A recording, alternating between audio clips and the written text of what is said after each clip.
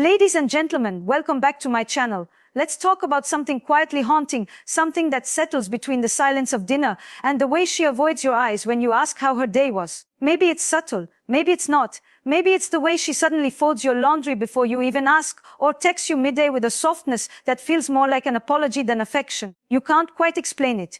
But something's different. If you've ever had that gut feeling that your wife is pulling away, but not in the way people do when they're tired or distracted, more like she's living next to you, not with you, this video is for you. Because sometimes a woman who's carrying guilt doesn't confess with words. She confesses with her absence, her overcompensation, her kindness wrapped in avoidance. And if you've been wondering whether the distance you feel is rooted in something deeper, something like betrayal, then you're not alone, and you're not crazy. Today, I want to walk with you into that space most men are afraid to enter, the emotional aftermath, the gray area where guilt lives, where words are few but behaviors speak volumes. We're going to talk about the subtle, powerful signs that your wife might be hiding guilt after cheating, not to punish, not to provoke, but to help you understand what your intuition has been trying to tell you all along. Have you ever looked into the eyes of the woman you love and felt distance? Not anger, not resentment, just an invisible fog, something unspoken. It's not that she's left the house or stopped showing up, but her presence feels like a performance, a faint echo of what used to be real.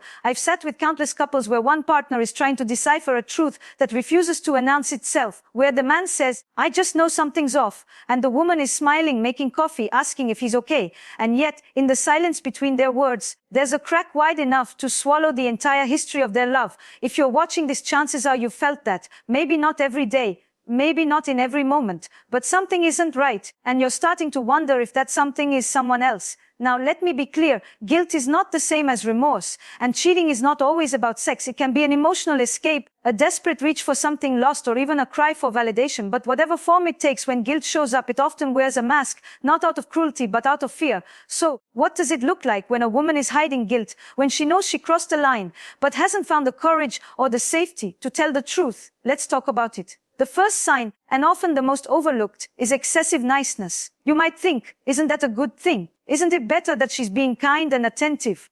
And yes, kindness is beautiful when it's genuine. But there's a specific kind of kindness that comes wrapped in discomfort. It feels like she's trying too hard. Suddenly, she's overcompensating, buying your favorite snacks, planning date nights, complimenting you more than usual. And while those actions might seem sweet, they often carry an undercurrent of anxiety. This isn't her just being more loving. It's her trying to rewrite the narrative. If she gives more, maybe she can tip the emotional scales back toward innocence. If she makes you smile, maybe you won't see the weight she's carrying. Maybe you won't ask the question she doesn't know how to answer.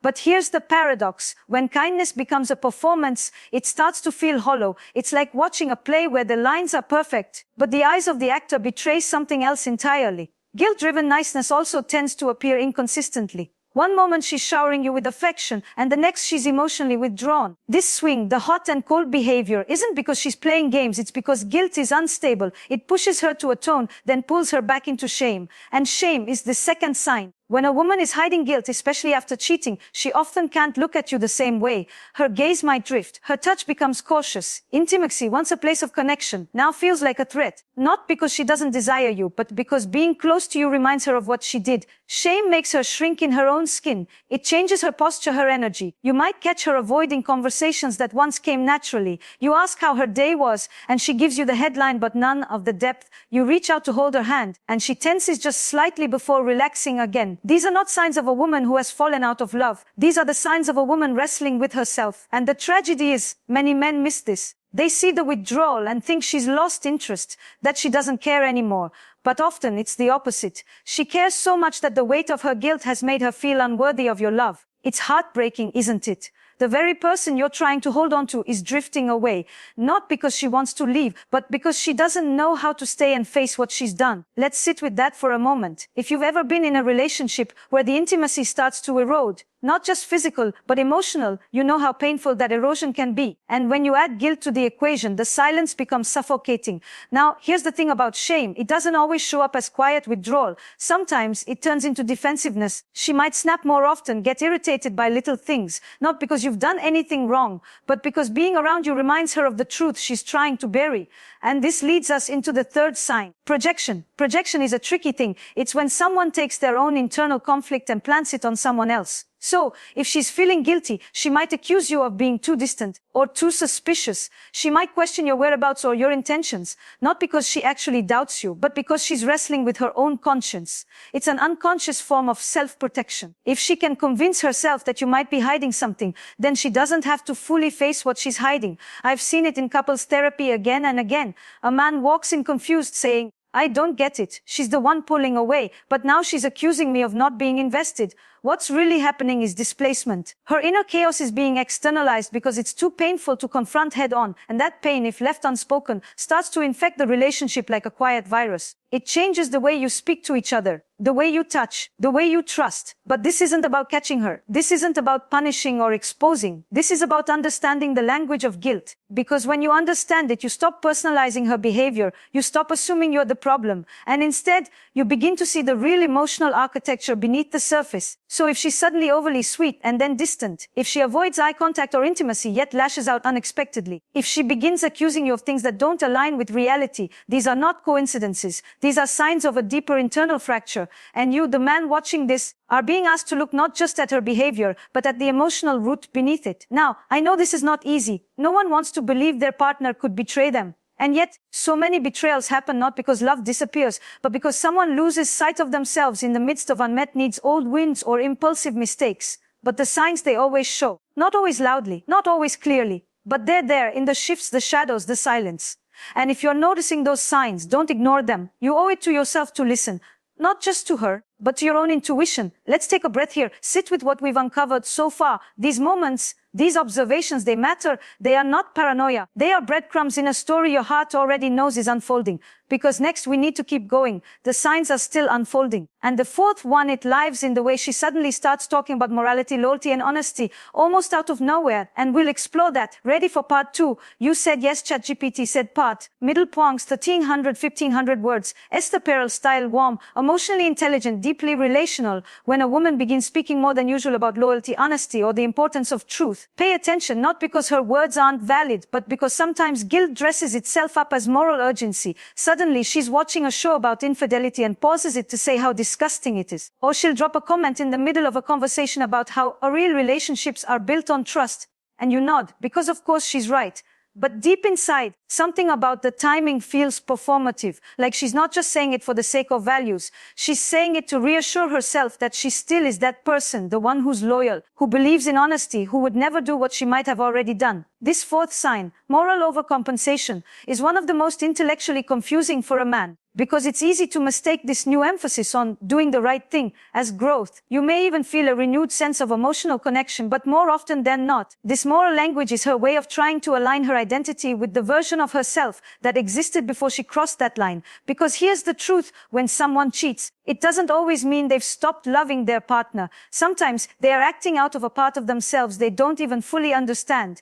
And afterward, the weight of that contradiction, the woman who cheated versus the woman who sees herself as faithful, creates a kind of identity fracture. She's trying to bridge that gap by declaring who she wants to be, who she still believes she is, even if her actions say otherwise. And so the morality card gets played not as a lesson to you, but as a plea to herself. Now, if you're not attuned to this dynamic, it's easy to get confused. You'll wonder why she's suddenly talking about honesty so much when you haven't even brought up trust, or why she's so bothered by infidelity in movies and TV shows. It's projection once again, an emotional strategy to push away the discomfort of her own guilt by condemning it when she sees it reflected elsewhere. But this isn't to say you should confront her or call her out. Not yet, because these signs are not about proving she's guilty. They're about understanding the emotional patterns that guilt sets in motion. Now let's talk about the fifth sign, and it's one of the hardest to accept because it can feel so personal when she suddenly becomes less sexually available. The bedroom, once a space of connection, vulnerability, and shared pleasure, starts to feel clinical or worse, absent. And I don't mean she's simply tired. We all have seasons when stress, fatigue, or emotional overwhelm affect our desire. No, I'm talking about a noticeable shift in the way she relates to you physically. She avoids intimacy. She finds excuses. She pulls away when you touch her. And when you finally do make love, it feels off. Her Her body is present, but her heart isn't, and you feel that. As a man, your body can't always explain what your instincts already know. This detachment is rarely just about desire. It's about the emotional dissonance she feels. She's standing there looking at a man who loves her, a man she may still love, and yet her own actions have created a fracture so deep that being close to you now feels like betrayal of a different kind. Guilt doesn't just make someone withdraw emotionally, it often robs them of the ability to feel worthy of affection. They don't pull away because they don't want to be loved. They pull away because they're afraid they no longer deserve it. And so, sex becomes a minefield. Intimacy feels contaminated. She starts overthinking every touch, every kiss. And rather than confront the guilt head on, it's easier to shut that door entirely. Now, there's a danger here for men. When sexual intimacy decreases, many of you will take it personally. You'll feel rejected, undesirable. You'll start wondering what you did wrong. And let me say this clearly, this is not about your attractiveness. This is about the weight of her internal shame. But the pain is real. And when emotional distance combines with sexual disconnection, it creates a sense of loneliness that can eat away at your confidence. So if you're seeing this sign, don't respond with anger. Don't beg, don't accuse, respond with awareness. You're dealing with something much more layered than just libido. Now let's move into the sixth sign, and this one is a bit more subtle. She becomes unusually generous with your freedom. And I know that might sound like a good thing. She's not checking your phone. She's not asking where you're going. She's encouraging you to go out with your friends, take that weekend trip, spend time away. But you know your relationship, you know what's normal for her. If she's always been someone who valued closeness, togetherness, maybe even checked in a bit too often, and now she's suddenly hands-off and nonchalant, it's worth noticing sometimes when someone is hiding guilt, they become overly permissive out of a sense of fairness. Subconsciously, she's thinking, I've broken the rules so I can't enforce them anymore. She doesn't want to feel like a hypocrite. Or worse, she's trying to clear space for her own actions by appearing supportive of yours. This form of guilt is deeply psychological. It's not about her being done with you. It's about her not knowing how to hold boundaries anymore. And in many cases, it's a defense mechanism to avoid triggering suspicion. She thinks, if I act too controlling, he'll know I'm hiding something. So she swings the other way, letting you roam free, almost pushing you toward independence. But again, it doesn't feel freeing. It feels like she's emotionally checking out, like she's too agreeable, too removed. And here's where a lot of men get caught. You think, wow, she's really matured. She's giving me space. We're not fighting like before. But under that surface is often a nervous system in overdrive, trying to avoid detection. Relationships thrive not on freedom alone, but on mutual investment, on presence, on shared emotional ground. When that ground becomes too quiet, too still, too undemanding, it often means something has shifted. That brings us to the final sign in this part of our conversation. And it's one that doesn't show up with grand gestures or dramatic behavior. It shows up in forgetting. She forgets small things, important dates, little habits, inside jokes, not because she doesn't care, but because her emotional bandwidth is elsewhere. Guilt is mentally exhausting. Hiding something takes enormous cognitive effort. She's playing two roles at once, the woman who's still your partner and the woman carrying a secret she can't tell you. And in that duality, things start to slip. Memory fades. Emotional presence blurs. She's with you, but she's not. And here's the most painful part of this sign. It doesn't look like betrayal. It looks like distance, like forgetfulness, like a woman who's simply overwhelmed. But the truth is, guilt doesn't always scream. Sometimes it whispers, it erodes slowly, it distracts, it dilutes. And when you ask yourself, why does it feel like she's only half here? That's the whisper. That's the trace of an internal war she's fighting every day. So take a moment and reflect. Don't rush to conclusions, but don't dismiss what your body, your heart, and your gut have been trying to tell you either. There's more. There's one more space guilt loves to hide in, and it's often the most convincing of them all. When you're ready, we'll go there together. There's a moment, one that almost always arrives quietly, when she begins rewriting history, not maliciously, not to deceive you, not exactly, but because guilt is hungry, it doesn't just haunt the present. It tries to rearrange the past to make the present easier to live with. You'll hear it in the way she talks about your relationship. We've been drifting for a while, she might say. Or, you haven't really been emotionally there for me. Maybe she says, I felt like I didn't matter anymore, even though you were right there, every night making dinner, rubbing her back, trying your best. What's happening here is emotional revision. It's the seventh sign, and it's as slippery as it is devastating. Because here's the truth, when someone cheats and carries guilt they can't release, they often need a reason for what they did, something that makes their actions make sense, if only to themselves. So, they start framing the relationship as broken long before the betrayal. Not to hurt you, not even to escape responsibility, but because the story they tell themselves has to be one they can live with. And so, the intimacy you shared becomes routine. The fights you got through together become proof that it was falling apart. Your love, the kind that stayed and tried and forgave, is now remembered as something that wasn't enough. And my dear, that can crush a man, because you start wondering, was I really that bad? Was she this unhappy the whole time and I missed it? And guilt, her guilt, becomes your shame. It becomes the silence between you, the space that used to be filled with trust and now echoes with doubt. But let's take a deep breath here. This doesn't mean the love was never real. It doesn't mean your memories were false. It simply means she's in survival mode, trying to carry a truth she doesn't yet know how to face.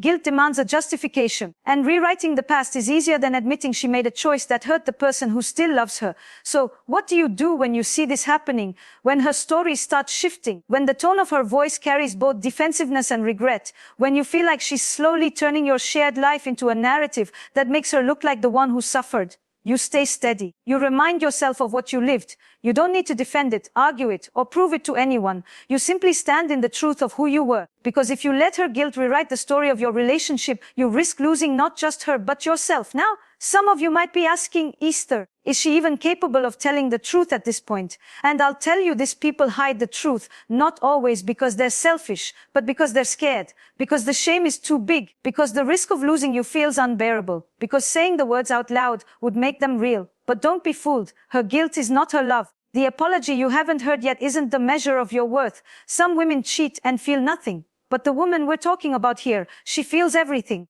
And that feeling, it's leaking into the way she treats you, the way she avoids you, the way she clings to small gestures of kindness like they might erase the damage.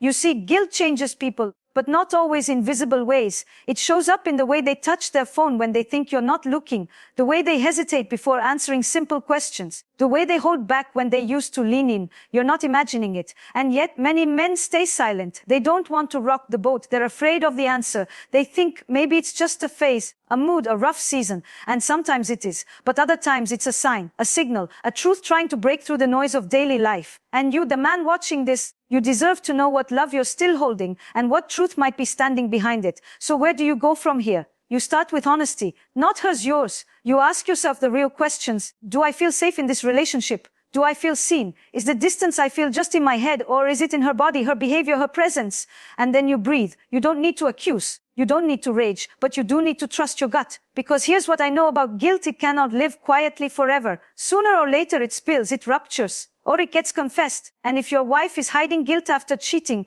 eventually the truth finds its way to the surface. But the most important thing isn't what she says, it's what you decide to do with your own emotional truth. You deserve more than a relationship built on shadows. You deserve to be chosen, not just shared space with.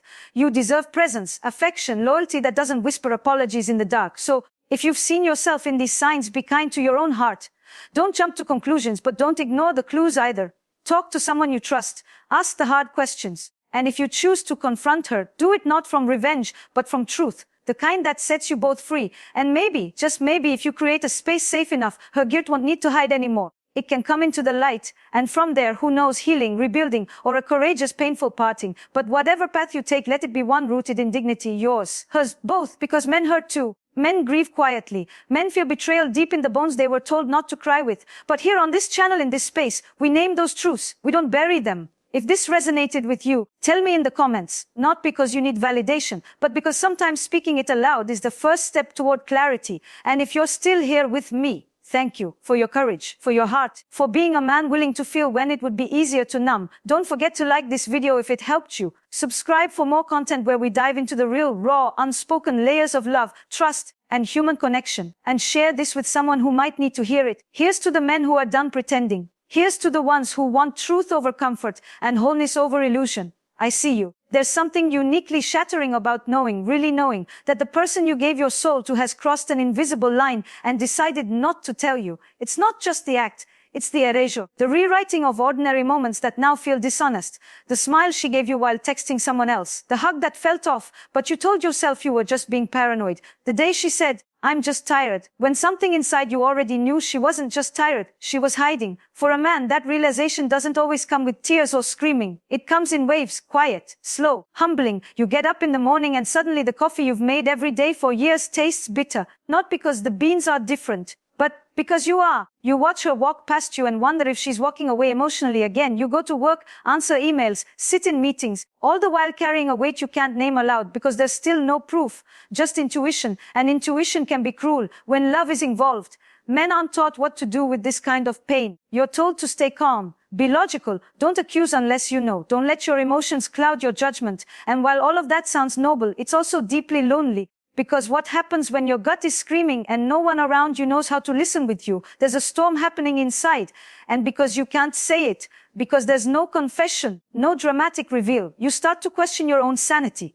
Am I imagining this? Am I being controlling? Have I become insecure? Let me tell you something you may not have heard before. You're not weak for noticing. You're not broken for feeling. You're not crazy for connecting the dots that love tried to erase. Sometimes the man who notices everything is the man who loves the deepest. But this depth can be dangerous too, because without answers, your mind becomes the courtroom. You put her words on trial, her schedule, her smile, her sighs. You replay past moments like scenes from a film looking for clues. You start asking questions that sound casual but are laced with desperation. So where were you again that night? You seemed off last week. Are you okay? Who's that new guy you mentioned from work? And when she answers calmly, softly, even lovingly, you feel shame because maybe she's telling the truth. Or maybe she's telling a version of it. You start to lose track of what you're actually trying to find. And the worst part, you can tell anyone. You think, if I tell my boys, they'll tell me to walk away. But you're not ready. You still love her. You want to believe her. You want this to be a misunderstanding. You want your gut to be wrong for once. So you stay silent.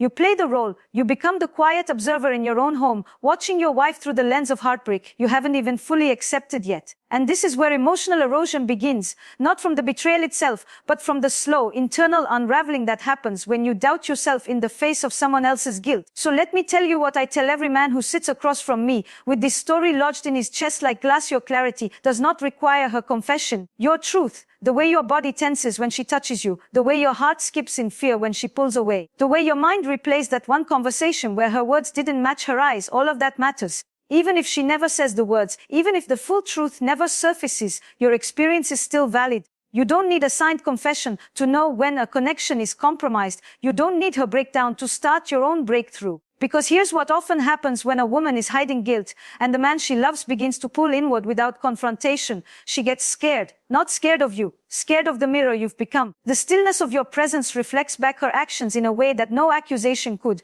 And sometimes that is what finally brings the truth to light. But whether she admits it or not, you still have to decide, what kind of man do I want to be in this? Do you become vengeful? Do you shrink in fear? Do you numb out? Or do you stay rooted in your own emotional integrity, facing what is, even if she refuses to? That's the moment of transformation. Not when she tells you the truth, but when you stop waiting for her to validate what your soul already knows. Let's not lead, this hurts. It's the kind of hurt that doesn't show up in movies.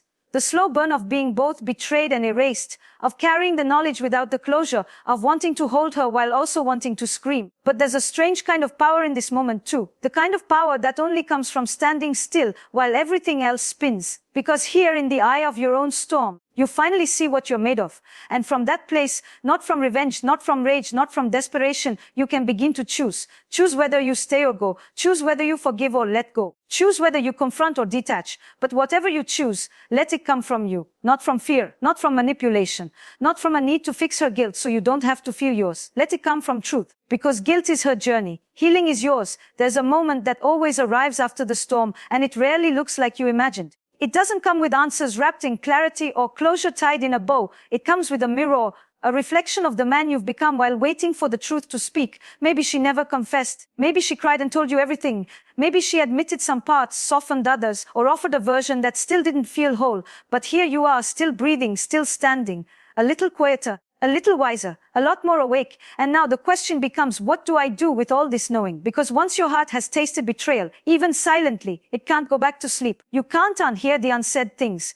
You can't unfeel the chill that came when she kissed you with guilt still clinging to her lips. You can't forget how your own body tried to warn you before your mind caught up. But this isn't the end. This is where something new begins. Not with her, not even with the relationship, but with you. You see, when a man confronts the quiet truth that his wife may be carrying guilt for something she can't say out loud, he has two choices. He can let that silence define him, harden him, shut him down. Or he can meet it with the deepest act of self-respect he's ever known. Not rage, not revenge, not emotional withdrawal disguised as stoicism, but sovereignty. To stand rooted in who you are, regardless of who she chose to be in that moment of weakness. To hold your values close, not as a weapon to punish her, but as a compass to protect your own soul. Because betrayal doesn't always mean the relationship has to end, but it does mean the old version of it has already died. And now if you choose to stay, you aren't staying to patch holes. You're staying to rebuild something entirely new. That starts with truth, not just as yours. You get to name your pain, not as a victim, but as a man with a voice. You get to say, this hurt me. You get to say, I need safety again. You get to say, I'm willing to work through this, but not at the cost of my self-worth.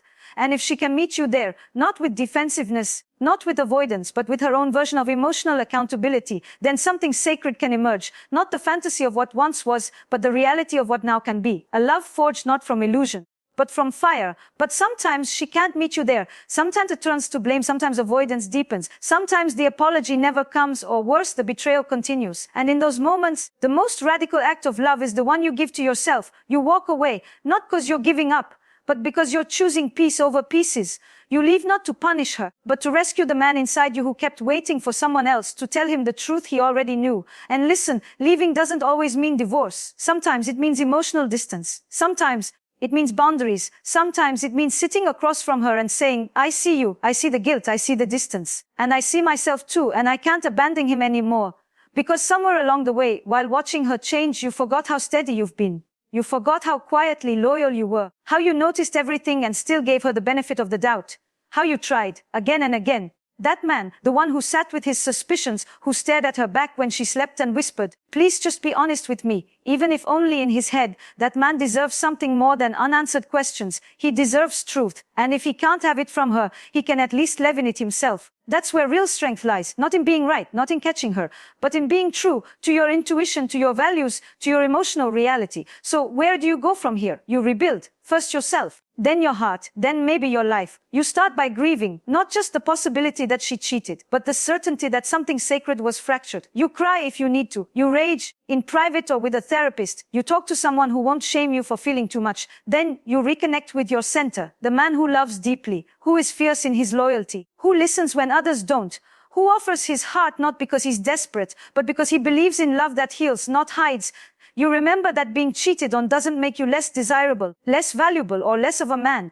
If anything, it means you were willing to show up fully, even when someone else didn't know how to hold that kind of presence. And finally, you reclaim your right to love again. Whether that's with her, through forgiveness and real rebuilding, or without her, through release and rebirth. Because at the end of the day, this isn't just a story about her guilt. It's a story about your courage, your capacity to feel what most men are taught to ignore, your ability to carry heartbreak without turning it into hatred, your willingness to grow from grief instead of rotting inside it. And that is the kind of man this world needs more of. So to you, the man who saw the signs and didn't look away, to you, who trusted your gut even when it broke your heart, to you, who stayed kind even while bleeding quietly, I say this: you are not weak, you are not numb, you are not too much, you are real. And real men, emotionally awake, fully present, honest even when it hurts, are the ones who change everything. If this video gave voice to something you've been carrying alone, I invite you to share your truth in the comments. Not for attention, but for liberation. And if you haven't yet, subscribe, and be part of this space where men are allowed to feel, allowed to question, allowed to heal without shame. You are not alone. You never were. Until next time, take care of your heart. It deserves you.